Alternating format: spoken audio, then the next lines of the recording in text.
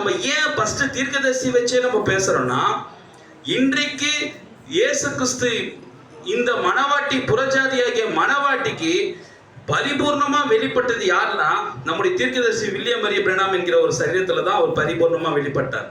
So அதனாலதான் இந்த செய்தி முழுக்க ஃபர்ஸ்ட் 2000 வருஷத்துக்கு முன்னாடி நம்ம இயேசு கிறிஸ்துவை ஃபிக்ஸ் பண்ணி காட்டுவோம், இன்றைக்கு நம்முடைய தீர்க்கதரிசி ஃபிக்ஸ் பண்ணி காட்டுறோம்.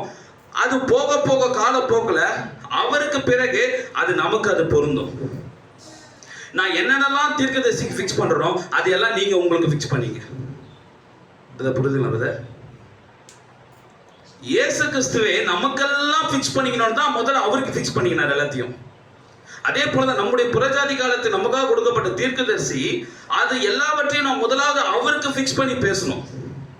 அதன் பிறகு நான் அவருக்கு ஃபிக்ஸ் பண்றது மாத்திரம் இல்லாம அவருக்கு சொல்லும் போது அதை நீங்களும் உங்களுக்கு எடுத்துங்க. சரிங்களா? ஏன்னா மணவாட்டின் முதல் பலனை